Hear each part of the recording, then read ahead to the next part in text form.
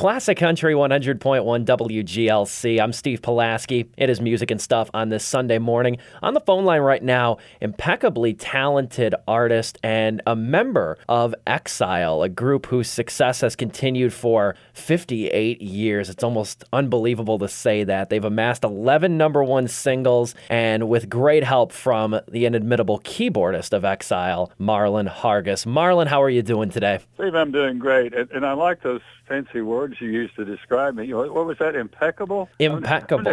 I've never been referred to that way before, but I like it, and believe it, even though I'm a musician, I know what it means. So, so thank you very much. I appreciate that. I appreciate that. Okay, we're starting on a very good note here, and I actually wrote this down, and to continue the use of impeccable, if you will, I have to say this, Marlon, you've got an impeccable sense of style. Every photo, you are extremely dapper. You stand out in this group. You got the fedora, you got the facial hair, you got the outfit. What's your secret to your style? Walk me through the wardrobe of Marlon Hargis. Well, this is a different questioning. I've never really been asked that. I hadn't really thought about it, and I think I'll have to say in defense of the other guys, I think most of the guys are pretty well dressed, and it depends on what time of day it is. But that's a good question. Maybe it comes back to growing up in the 60s. When we all started. That was when the Beatles and all the British groups came along, and they were all dressed, really really cool and well dressed in the suits and the stuff and the style. And I guess maybe at that point I just kind of became interested in sort of the rock and roll look, I guess you might say. So, and I've always felt like if you're in the music business and you're sort of in the public eye, that you should always try to look nice. I'll have to say I have somewhat of a problem with some acts that just go out, on stage and just, as Larry Gatlin said, look like they just got finished changing the oil in their car, So I don't know, but as I say, I've never been asked that, but I guess it's just something that I sort of grew up with, and it just sort of, it comes without really thinking about it. But thanks for noticing that. Yeah, and believe me, it was no slight to JP, Sonny, and the other excellent members of Exile. I think you're also center in a lot of these promotional photos, so it's just that's where the eye goes, and I'm like, man, this a man with some style. I knew that was how I was going to open this, and you did not disappoint, Marlon. Well, thanks. I appreciate that. As I'm sitting here in my sweatpants, that's okay. That's a wrap on the interview. I just wanted to comment on your style. Good luck in everything. Yeah, exactly. Well, it's been nice. So that's it. Moving forward, Marlon. Here's just a simple question for you. How does a band last 58 years?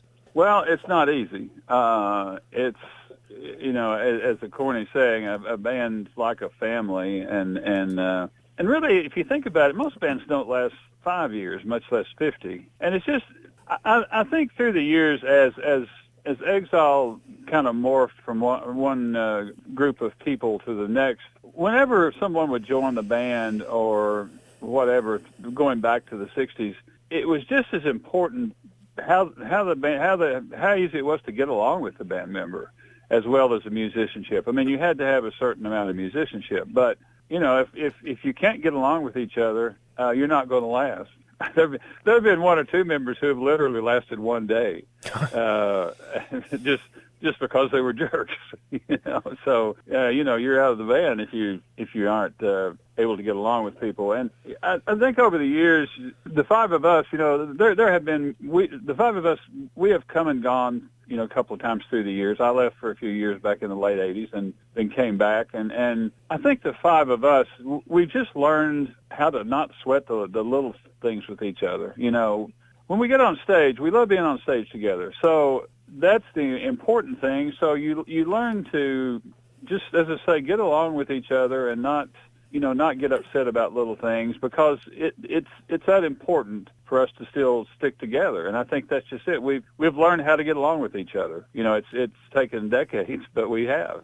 He's Marlon Hargis of the group Exile, and You guys got a really cool show coming up pretty soon. It's an online show presented by Sessions Live. You guys are going to be in Nashville, and it's going to be a virtual show, which is all the rage in this pandemic climate we've experienced for the last 14 months. Talk about this Sessions Live show. I'm excited to hear about this. Yeah, so are we, and we've it's actually a little new for us. We've never done this before. But as you say, because of COVID, it's sort of become the in thing. Now, I will say, as an aside, and we can get back to it later, we have started touring again, but this is something that we wanted to do for people who can't get to see us for a while, and it's a basically online virtual live concert, and it is a pay-per-view event. The tickets are not expensive at all. I think maybe $10, something like that. I mean, it's not very expensive. We'll do an hour show, and then actually they're also Sessions Live is kind of in charge of this, is the name of the organization, and they're actually selling some what's called VIP tickets. And again, I don't think they're that much more expensive. But after the concert, we'll be doing a live face-to-face online sort of an interview or talk with whatever fans want to do that. And they can ask questions, and we'll be online and on camera and all that sort of stuff. We're actually really excited, and as I say, it's something new. We've never done it before, so we're very interested to see how it's going to turn out as well. Yeah, it's happening on May 20th at 7 o'clock. The sessionslive.com/exile/tickets is the place to purchase those tickets. And you guys said you're going back on tour and stuff. And here's my question too: as somebody who's admittedly never seen you guys live, I'm sure it would be a blast. Think back to pre-COVID, as hard as that may be to do. Mm-hmm. What's a typical Exile show like? What's the ambiance? What's the camaraderie between you, JP, and the band members? Just take somebody who hasn't been to an Exile show. What's it like, Marlon? Of course, in a way, it's kind of hard for me to describe because I'm looking from a different perspective. But here's the thing: we do anywhere from an hour show to sometimes an hour and a half show, depending on the contract. And in that show, I think with all the hits we've had, and then also something people may not realize is we've written a lot of hits for other acts, notably acts like Alabama, Restless Heart, Diamond Rio. Between our hits and the hits we've written for other acts, I think the audience will probably know every song that we do. As I said, we love being on stage. We love having fun. I think that comes across to the audience. I mean, I always have people comment about that the audience can tell we're having fun. And we've always said if we didn't enjoy it, we would hang it up. I mean, that's as much as making a living, that's just as important. We really look forward to getting on stage. Now, I can't say that I look forward to getting on a tour bus and traveling 8 or 10 hours or being out away from the family for days. That's at our age, that's gotten a little old.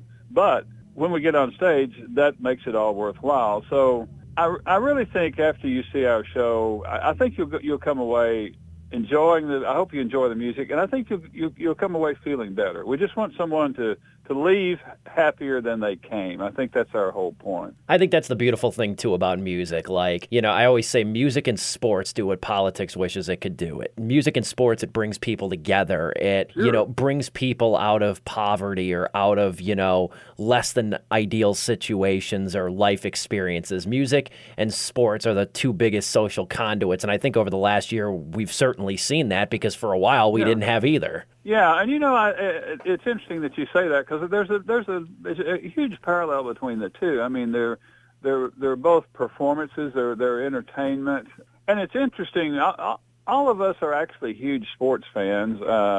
We were originally from Kentucky, around the Lexington, Kentucky area. Most of us now live in Nashville, but obviously we're huge basketball fans, and University of Kentucky and basketball and football. And actually, through the years, I found that we tend to become friends and acquaintances with a lot of sports figures because it's very similar. I mean, you both travel for what you do. It's entertaining. You have to sort of be in shape. You have to be able to perform when it's time to perform. So they are very similar, I think, as you pointed out. Kentucky basketball, that's still your team? Oh, absolutely. Even though this last year was a complete disaster, but you know something, it was just one of those weird. It's one of those weird years. I'm already looking forward to next year. We've already got some good recruits, and with the new transfer stuff, a lot of students or players are moving that way. So yeah, we're basketball, and really lately Kentucky football's come along pretty well. We've had some good football teams the last few years. Indeed. I mean, with March Madness, too, everybody was looking forward out here in Illinois. Everybody was looking forward to seeing if Loyola Chicago could pull off another Cinderella story like that year a few years ago when they made it to the Final Four. I may be wrong about this, and we may be getting into a whole different line, but I believe didn't we get a player that transferred from Illinois, I believe? That sounds familiar. I think you might be right because that college basketball transfer portal has gotten enormous over the last couple of years. I think you're right. I believe one of the top Illinois players just in the last few weeks transferred to Kentucky, and I think maybe we also got a couple of your assistant coaches. Now, I could be wrong about that, and if that's the case, sorry guys, but that's the way it goes. If that's the case, take good care of them, if nothing else. Yeah, we will appreciate them and take good care of them for sure. Moving forward, Marlon Hargis of Exile, and an admittedly charismatic presence over here. I know the late 70s were kind of a transitory time for Exile, segueing into the country sphere in the 80s and so. From your perspective, when you joined the group, what did you perceive as the direction of the band, at least at the time, after you've gotten your feet under yourself as a performer after a couple months? Well, when I joined in the early 70s, I think it was around 73 or so, I mean, we were just a straight-ahead rock and roll band. At that time, I don't think any of us perceived anything differently. I mean, even though we were in Kentucky, and of course, Kentucky's a huge, bluegrass and country and gospel, background, and we actually all kind of came from those backgrounds. I mean, I actually started playing music in church of all places, and I know JP played, country music and so forth, but we were just a hardcore rock and roll band at that point, and really until around 79 or 80, I don't think any of us had seriously considered a country career, but when we finally transitioned, it made perfect sense. So it was a change, but personally when we made the change, it made sense, and it was not that hard a transition, really. And I think that's kind of what's led to the longevity as well, as there's some adaptability because, the landscape of music changes so frequently. I mean, I think country music's a great example of that. Country sounds wildly different than it did even 15 years ago. And, of course, going back 25, 30, 40 years ago, it seems like that genre, too, of all the genres, seems to evolve the most. Yeah, and when we were switching to a country feel, country music, that was a point where country was changing a lot too. And to get into it just a little bit, the main reason we switched into the country field is because our songs were becoming hits in the country music field. Songs like two of Alabama's biggest hits, "Take Me Down" and "The Closer You Get." Those are both Exile songs. We recorded those and released them in the pop music field, and they didn't really do much. I think our record company had kind of lost interest in us at that point. So our songs were becoming hits in the country field, and so I think our manager finally said, "Look, guys, I think you're in the wrong market. You need to be going in that direction." And as I say, because country music was changing, we didn't really even change our sound that much because we always kind of had it was, to me, more of an R&B sound at that point. And so as I said before, it was a real easy transition. We didn't really change a lot, and it was actually a good move, as you well know, because all the number one hits we had in the 80s and 90s, it worked out pretty well. That's fascinating stuff right there. Marlon Hargis of Exile. A couple more questions with you, Marlon. I read that you learned a lot from the great Jerry Reid. And Jerry Reid is a fascinating figure whose music still resonates. What makes his music so timeless and inspirational for you? Well, Jerry was just, and as I mentioned earlier, I left Exile for a few years back in the late 80s, and I actually went to work with Jerry, and he was just him. I mean, he was a very unique individual, and his style of playing was totally unique. And I think it's kind of a shame that a lot of fans look at Jerry more maybe as an actor, and kind of a comedic actor, like from all the Smokey and the Bandit movies and all that. But people in the music business know what a great musician he was. I mean, he's one of the most the top country pickers, that there ever was. It's kind of interesting. I play guitar as well, and one reason I joined Jerry's band is I thought, well, I can really learn some cool stuff from Jerry, playing guitar. A few times we would sit down, and I would ask him. I said, "Can you explain to me how you play this or that?" And he would say, "Man, I can't explain it." He said, he wasn't being rude. He said, "I just do it. I can't teach you how I do it." And that was kind of his thing. He just had when you heard Reid play, you knew it was him, and it was just something that came naturally. And he was kind of a blend of funk, of R&B, and country. It was just really unique, and I feel really lucky to have been able to to work with him for a couple of years. That's a great nugget of wisdom right there. I remember being like 7 or 8 years old the first time I heard Amos Moses. And and it was just unlike anything I've ever heard sonically, vocally. And I still go back to Reid's catalog, and there's just so much in there. And if you really after you've heard the song so many times, if you strip it back, I feel, you don't pay so much attention to the lyrics, you pay attention to the compositions. It only becomes that much more brilliant. Yeah, and I remember when I first heard the song, I was heavily into rock and roll, but I absolutely loved it, even though it was a country song, just because it was just so, I get back to the word funky, it was just, it just had that great beat and vibe to it, and as a lot of his songs did, and as I say, I overlooked some of the more comedic songs. He basically did that just for fun. And again, he did great instrumental albums as well. He and Chet had one of the best instrumental albums ever. Yeah, he was just a brilliant guy. He was just a unique guy, and as I say, I was lucky to be around him for a while. That's incredible information right there. Marlon Hargis of Exile, a few more questions with you. What's kept you busy over the last 14 months or so? Any personal or solo projects? I know I'll mention in a few. I know Exile's got several new projects on Time Life that are out now available, but what's kept you busy? Spending more time with the family, doing stuff around the house? What's keeping Marlon occupied these days? Well, I just, like a lot of the guys, I basically, I have, keyboards and stuff set up at home in a music room, and I probably practiced more than normal last year, at home. Sonny and I would get together and do some little Facebook things every couple of weeks or so. We'd play some songs and post them on Facebook. Actually, usually they were all cover songs, like old Beatles songs and stuff like that, and it was kind of fun to do that, just to play something different. And of course, as a lot of people did, a lot of lawn work and yard work and landscaping and that sort of stuff. And I have a grandson who's 6, and luckily we were able to sort of live within a little family bubble, and I was able to see him all the time and spend time with him. And but I'll have to say it was not easy, and I think all of us as a band, I mean, that's what we're musicians. We want to play in front of people, and the fact that we couldn't, it kind of weighs on you after a while. And I know the first show we played back this year, it was unbelievably exciting just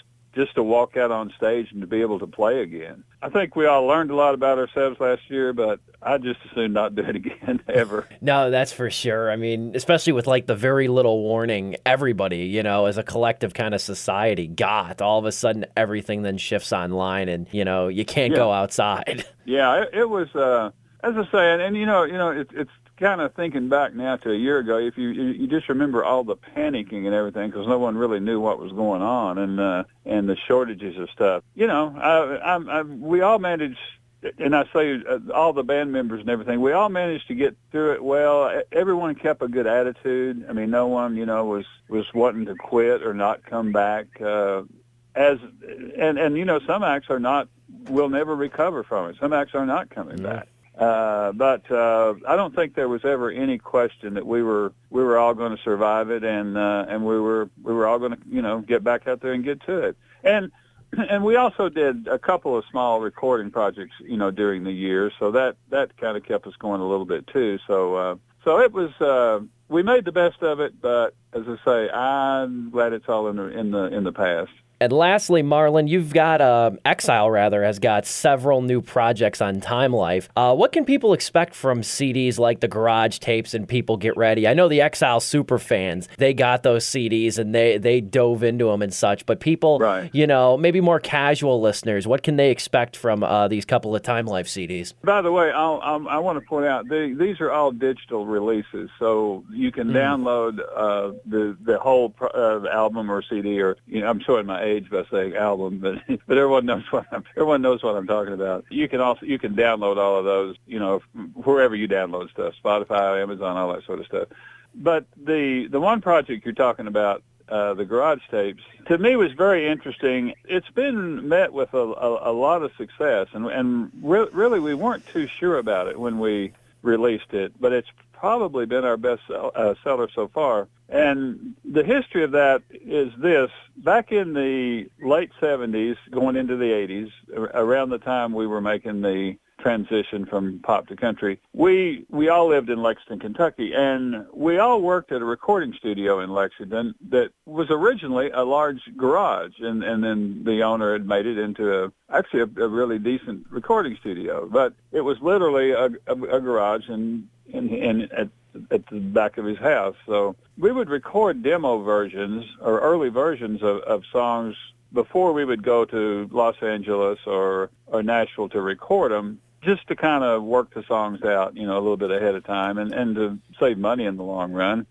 The deal was we all worked as session musicians during the day, and we sort of had free reign of the studio at night. So really almost every night we would go in and maybe spend all night, for weeks in a row just working up songs. So later on in the 80s, the studio closed down. The owner died, and we thought all those tapes, and again, I'm literally talking about reel-to-reel tapes. We thought all of those tapes and stuff had been lost, and really hadn't given it too much thought for years. And then a few years ago, or a couple of years ago, I think it was JP, was looking through some old boxes of tapes that he had stored away in a closet and kind of forgot about, and we realized that all of those songs were actually there. And so we took the tapes and we had them digitized and all that sort of stuff. And luckily enough, because they were sort of stored away in a dry environment, the fidelity was pretty good. And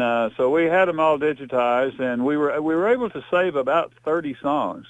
And the project is a double CD, and it's just those songs, and you'll hear early versions of hit songs of ours, maybe some alternative, takes. Then you'll also hear a lot of stuff that was never actually released, you never heard before. To me, as a musician, it's real interesting to hear those sort of things, And as you said, our real super fans may have known some of those songs anyway, because it may have been songs that we might have played live, but never recorded nationally. But as I say, it's met with a huge, positive response, and I think it's probably our best-selling project, and it's very interesting to me, and obviously our fans. So I'm glad we found those tapes, and I'm glad we released them. So it's been a real thrill to do that. Bless finding those tapes, man, because you look at like classic artists. I do research on so many, and like you always see, like it seems like every artist lost some portion of their catalog in that big universal fire over a decade ago. Oh yeah, absolutely. And there were a number of songs of ours in these tapes that we weren't able to save. Not many.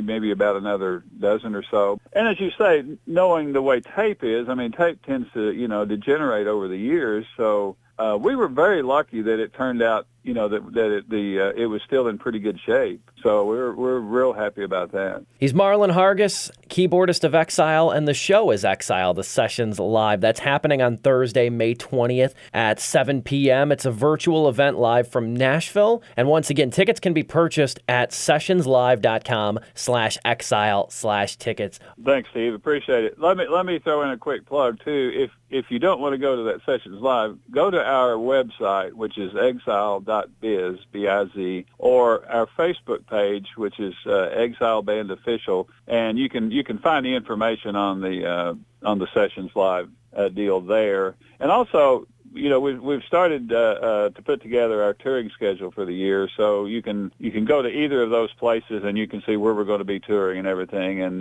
see if we're going to be in your area. Great stuff, Marlon. Always a pleasure, and thanks again for your time. Thanks, Steve. I appreciate it. It's my pleasure.